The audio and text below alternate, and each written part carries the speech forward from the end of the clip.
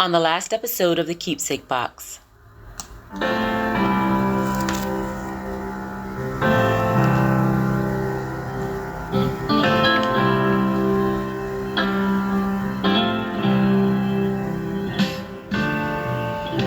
Suddenly, the crowd erupted into applause, breaking up my pretend reading. I looked up from my Bible and realized that Ron was walking up to the pulpit. The vast majority of the church members stood and clapped. I wanted to blend in, so I stood just long enough to allow an adequate number of people to sit before me. I didn't want to appear to sit prematurely. Ron smiled and patiently waited for everyone to sit. He preached from the first book of Samuel, chapter 15, verses 22 through 24. Samuel said, "To obey is better than sacrifice, and to heed is better than the fat of rams. Rebellion is as serious as the sin of fortune-telling, and disobedience is as serious as false religion and idolatry. Because you have rejected the word of the Lord, he has also rejected you as king." Then Saul said to Samuel, "I have sinned. I transgressed the command of the Lord because I feared the people and obeyed their voice." The crowd was all over the place. I wasn't impressed by Ron or his ability to deliver a powerful sermon. I knew him. His church antics were in no way indicative of how he was otherwise. For those who didn't know him, I knew why they bought into his song and dance. He really was quite charismatic. Initially, Grandma and I thought the same thing. That's why she suggested that he and Mom get together. Ron really did have a way of moving the crowd. I just wondered, how would they feel if they knew how he was outside of the church?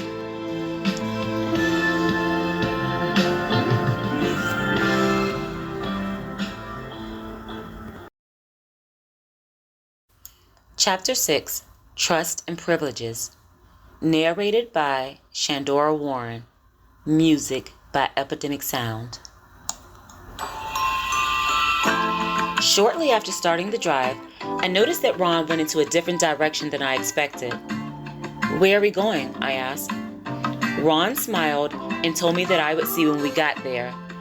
We made a series of turns down a curvy road and eventually arrived at a lake. "Isn't it beautiful?" Ron asked. "Yes, it is," I exclaimed. That was the only legitimately honest reaction that I'd had that day. It truly was one of the most serene places that I had ever seen. There was a deck and a pier that seemed to go on forever. The water was calm, and there were weeping willow trees cascading over the entire perimeter of the lake.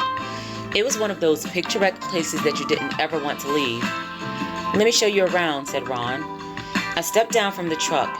As we walked down a well-beaten path, Ron began to tell me some things about himself and his life. "This place holds a very special place in my heart," he said. "This land belonged to my great-grandfather, my grandfather, and my father. Now it belongs to me. My grandfathers built everything on this land, just as they built the house that we live in." Ron went on to say that his father, grandfather, and great-grandfather were all preachers. He told me that his grandfather used to preach from a boat on the very lake that stood before us. I noticed a look of adoration as he described how people would travel from miles around to hear his grandfather preach. He was so proud. Ron continued to talk as we walked along the edge of the lake. After a short while, we reached a small shack that was surrounded by large trees. The shack was old but very well maintained. Ron unlocked the door with a key that he retrieved from space at the top. I was astonished by how good the shack looked on the inside. It was pristine. There was a small wooden dining table in the middle of the room. It was old but beautifully designed. Immediately to my right, there was a couch. Beside the couch, there was a small end table with a radio placed atop. I was surprised by how new the couch and radio looked. They weren't brand new, but definitely purchased within 5 years of that time. I looked around and noticed that there were canned foods and random snacks on a small counter. Seeming to sense my confusion, Ron told me that although no one lived there, he still occasionally frequented the shack while hunting. I accepted that as a reasonable explanation for why the shack looked like an occupied dwelling. Present day, I have my own opinion about why there were snacks in that shack, but I haven't ever been able to prove it.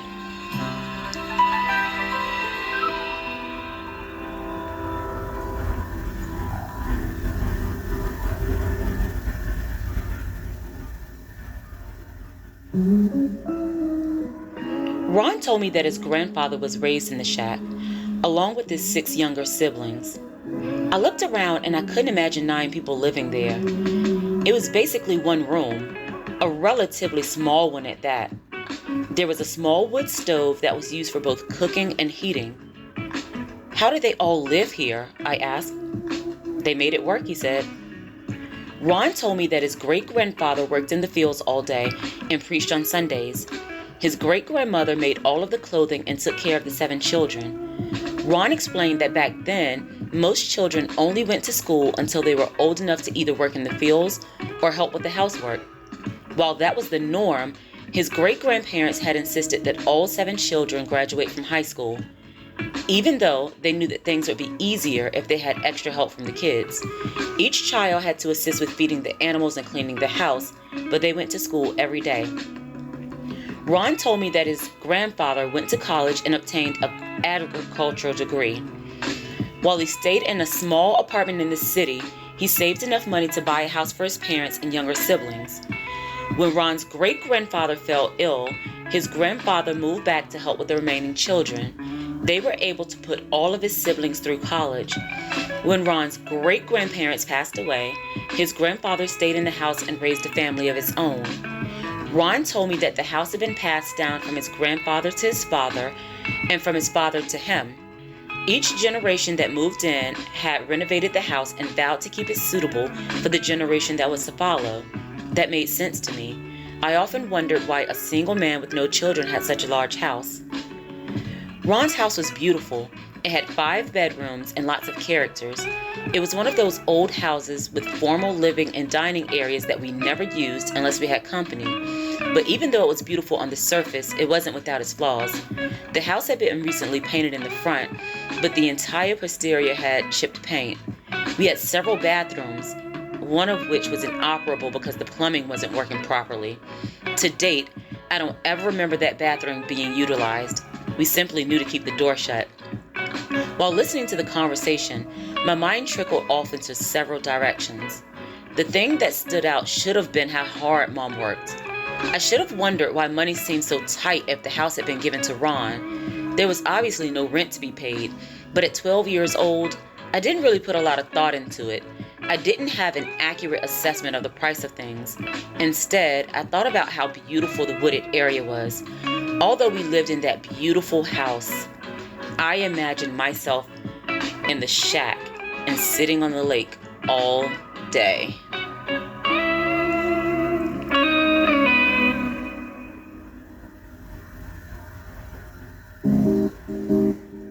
I returned to reality when I heard Ron calling my name. Londa. Do you hear me, Londa? I'm sorry, I said. What did you say? He repeated his question, which had obviously gotten past me the first time. So now that you've heard all this, do you know why I brought you here? To make me appreciative of my life, I apprehensively asked. Well, that's a part of it, he said.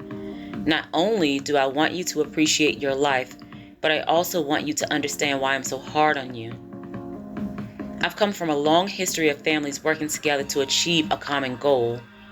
I just want you to understand why certain expectations have been placed upon you. I know you're not technically my daughter, but I would like for us to think of each other as family, okay?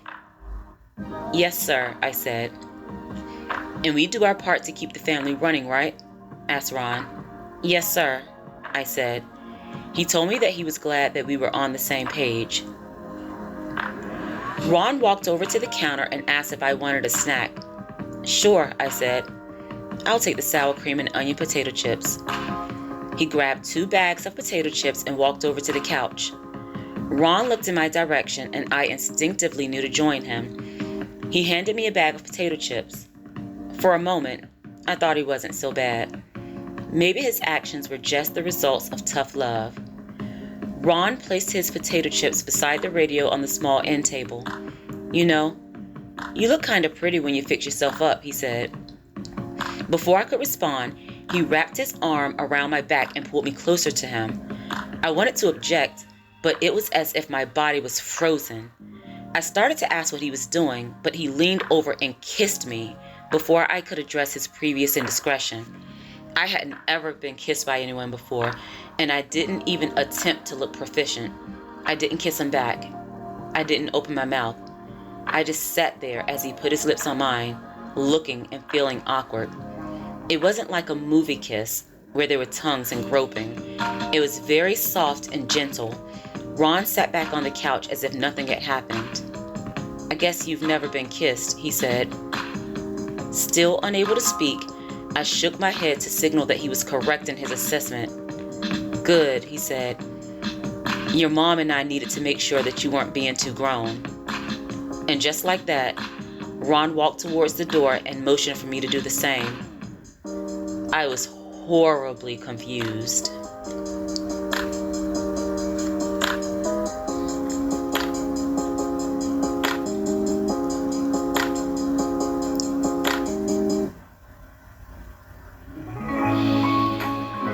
We walked the short distance back in total silence.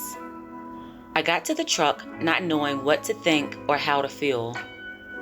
There was a short silence before Ron began to talk. "You know, trust goes a long way with adults. I know you don't understand this now, but you'll see things more clearly when you're older." I didn't know what to say, so I decided that saying nothing was the best option. He continued talking, and I allowed him to do so without interruption, hoping to gain some clarity. "When I kissed you," said Ron, "I could tell that you hadn't been kissed by a boy before. That's good.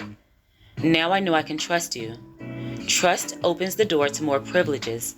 You'll be able to do a little more if we can trust you." I thought. Was it possible that the entire encounter was Ron's way of making sure that I wasn't being too grown? I knew it was wrong, and I honestly felt weird about it.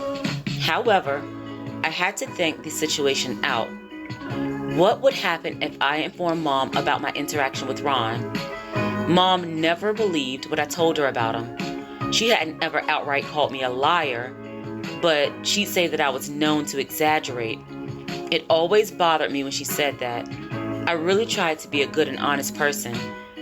The worst part was the fact that all the things that I had told her about Ron were true.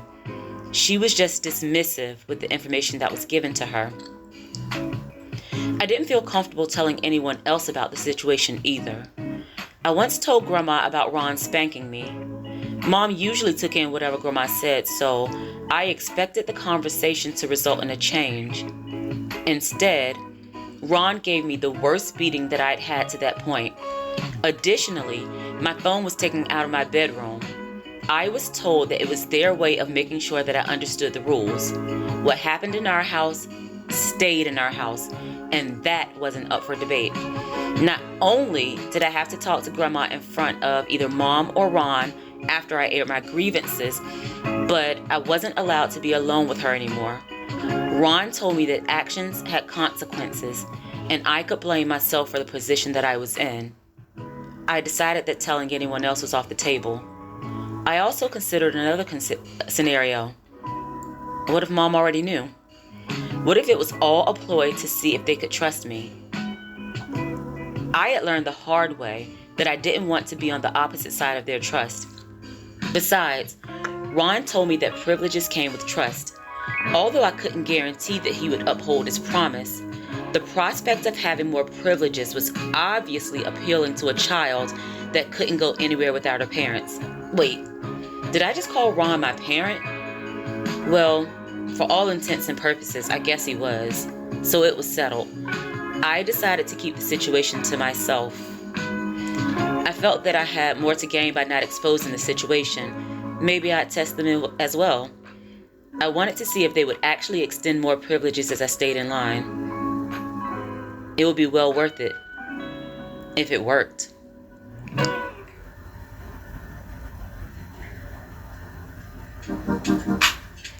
It seemed to take forever, but we finally pulled into our driveway.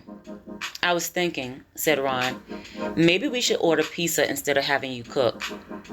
I think we both deserve to celebrate today. I was grateful for the opportunity to get out of cooking, and eating out was a rarity for us. After the day I'd had, I absolutely deserved to catch a break. I grabbed my Bible off of the seat and started walking towards the house. Hold on, said Ron. He retrieved his wallet and handed me some money. He told me to order 2 pizzas while he told Mom the good news. Good news? I wondered if that was in reference to him getting a full-time preaching position or me not being too grown. Either way, I accepted the money and went into the house. Once inside, I ordered the pizzas and went into my bedroom to change clothes. After doing so, I went into the kitchen and made Mom a bowl of soup. I was fully aware that we had just ordered pizza, but I decided if Mom couldn't avoid regurgitating long enough to go to church, she shouldn't be expected to enjoy pizza. Truthfully, I now realized that I was harboring some resentment towards Mom for not having my back. I couldn't tell her that, and I couldn't tell her that she couldn't have pizza. Instead, I decided to punish her under the guise of being supportive. I decided on tomato soup. I did, however, place a handful of crackers on the plate, for good measure. I knocked on Mom and Ron's door, holding a tray with Mom's soup, crackers, and water. Yes, water. I smiled sweetly and told her that I had brought her some dinner. She smiled back and thanked me for the gesture. Mom did not want that meal, a fact that was reflected in her facial expression. I was very much surprised by the level of contentment that I felt in witnessing her disappointment. Ron started the conversation. Your mom and I were talking, and we agreed that you deserve a few more privileges. You really have been working hard around here, and we want you to know that we appreciate it. That's great, I exclaimed. Does that mean I can get my phone back in my bedroom, I asked. Not yet, said Mom.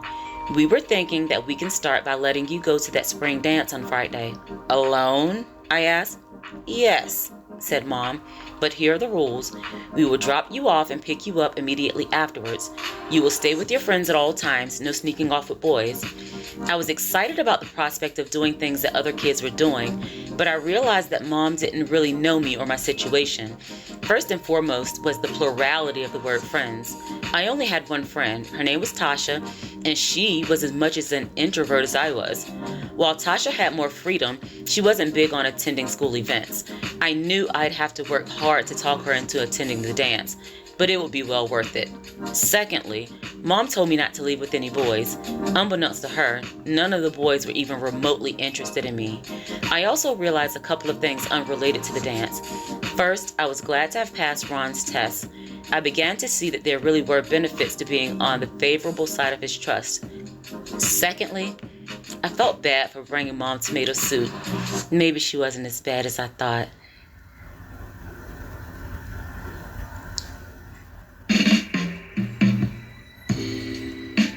Just as I exited the room, the pizza arrived. I paid for it and yelled out that it was time to eat. I retrieved 3 plates and placed a slice on one of them for Mom. Would you like a slice of pizza? I asked. You must be tired of eating soup. Again, she smiled and thanked me. That time, it seemed to be a little more sincere. I told her that I would be back to get the dishes after I was done eating. When I reached the kitchen, I was surprised to see that Ron had already put pizza on plates for me, as well as for himself. He took both plates into the living room and I followed. I was very much surprised, as we always ate at the kitchen table. Additionally, Ron hadn't ever done anything to assist me. He didn't do much to assist himself. Ron turned on the television and started watching a popular comedy special that was airing on HBO. I immediately recognized the comedian from several movies that he starred in, but I wasn't normally allowed to watch his stand-up specials. Shortly into the viewing, I understood why. Much of the subject matter was quite raunchy. Even though I was with a parent, I felt guilty for watching it. A lot of the jokes were of a sexual nature. I didn't feel that a girl of my age should have been exposed to that level of debauchery, not to mention the language. Cursing was no random occurrence with Mom. Even Grandma cursed here and there, but I hadn't ever heard anything on the level of what Ron had allowed me to watch. I looked over at Ron, and he was laughing hysterically. Although it felt strange, I was relieved that we weren't experiencing our normal tension. I asked if I could be excused to wash the dishes. After completing my task, I retreated to my room, hoping to end our bizarre bonding experiment. I guess it worked. Either that or Ron was so engrossed in the show that he'd forgotten all about me. Either way, I went to my bedroom and wrote in my journal until it was time for me to get ready for bed. I knew I had to be up early the next morning to make breakfast.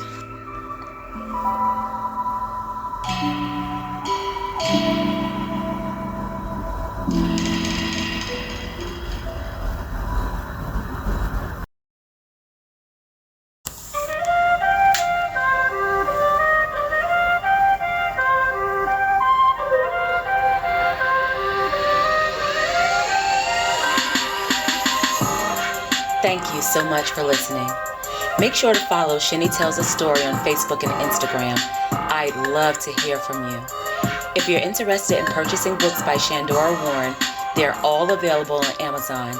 I sincerely appreciate each and every one of you. Thanks for helping me to create the world that I want to see. Oh yeah, you're welcome.